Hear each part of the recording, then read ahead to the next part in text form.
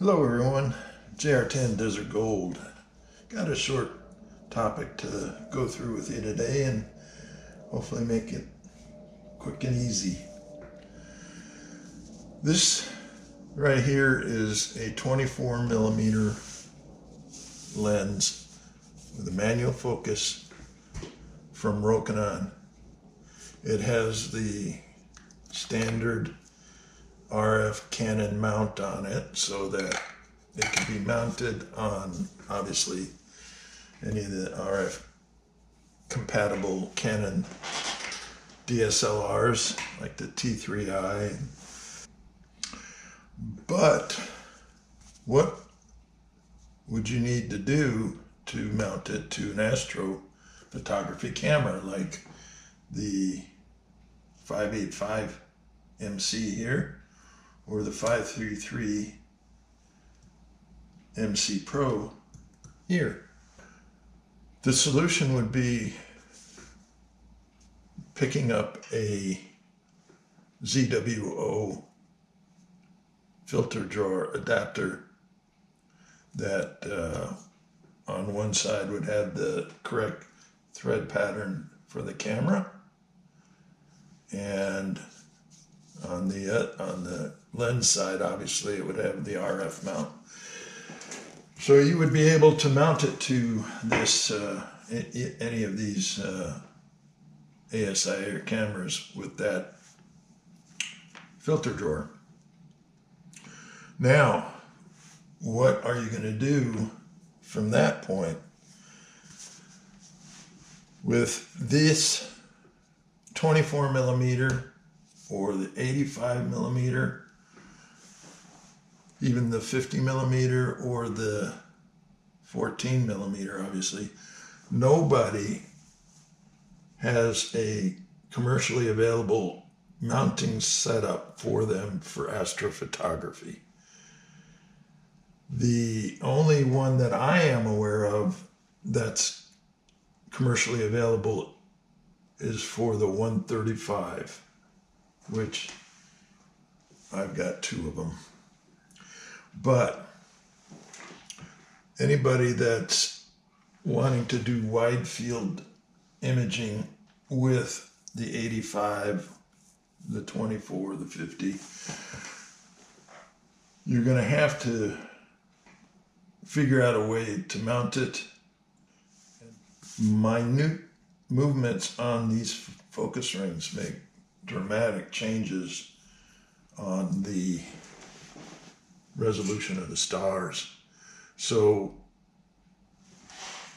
the precise movements of the EAF become very valuable with these kind of lenses. And that's why I always like to have them on there, because my shaky hands aren't very good with those kind of lenses.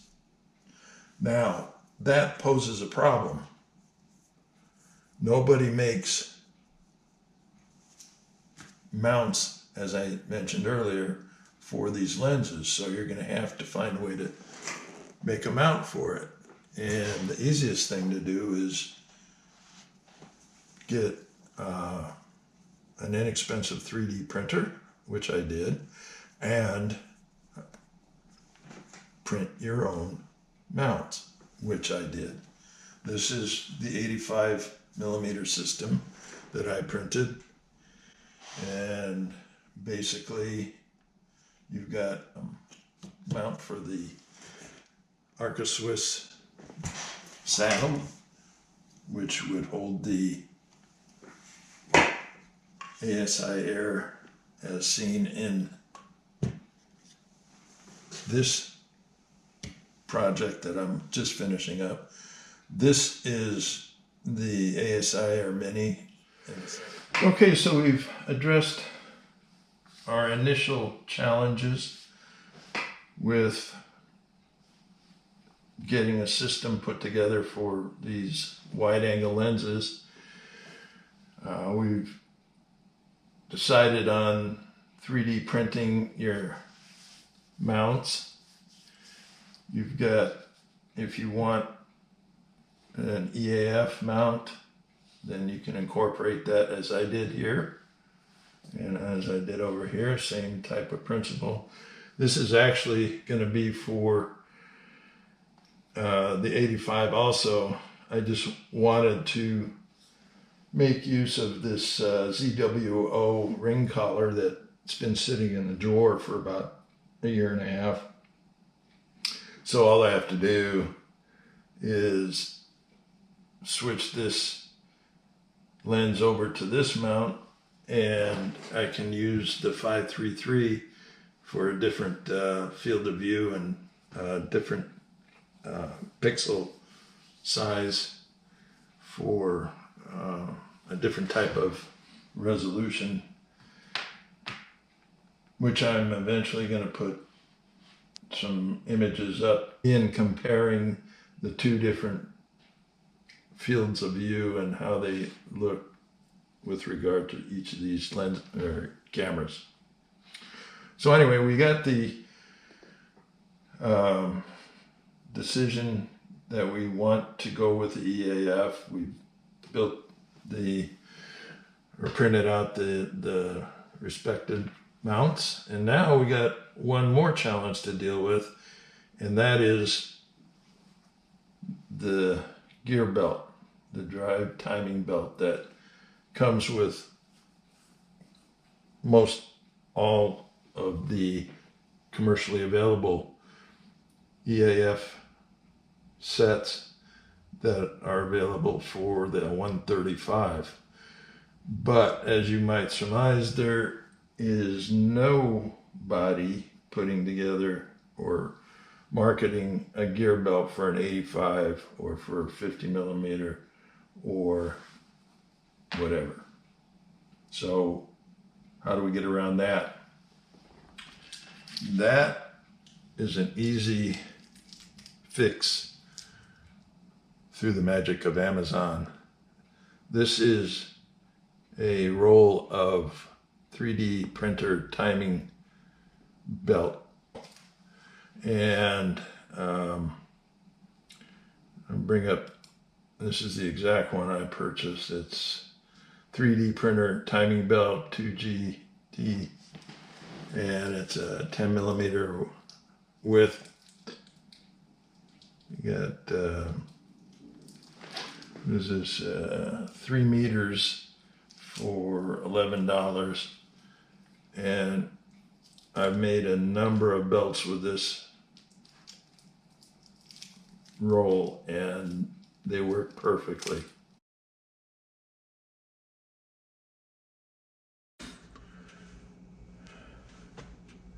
Okay, so this is pretty much a straightforward, simple process. You've cut a piece of timing belt to an approximate length that you need, as close as you can get, and on the outside you tape a piece of regular old Scotch tape, and then you take the other end of, it's going to be hard to do this and keep it in field of view of the camera without looking, but you're going to take the other end and butt it up against the original end and get it as lined up as best and as possible as you can, and tie it down to the, or press it down onto the tape. And there you see you have an approximation of what the end result's going to be, and you can see that the two ends are mated up pretty doggone close. Now at this point, what you're going to do is get yourself some super glue, and before I go any further here, as part of full disclosure, I usually have my wife do this part because my tremors make it rather difficult to do this as precisely as I normally would. But if you fold the belt back on itself, you can see that there's a gap where you're going to put the super glue, and we are going to do that at this time.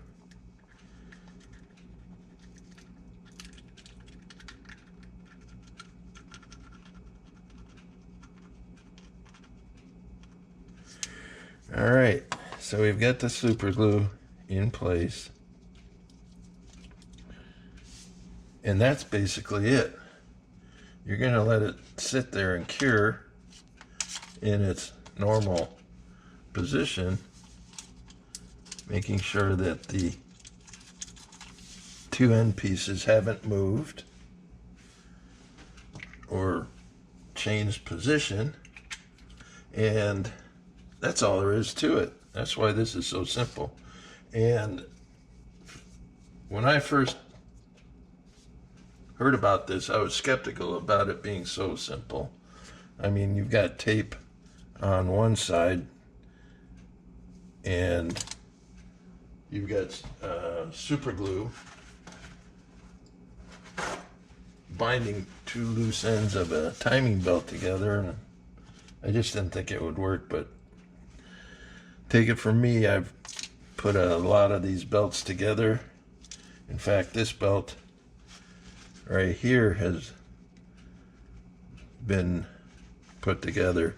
I put this one together for the Rokinon 24 that I have, and I'm not using right now, so I just decided to use this as a demonstration for this video.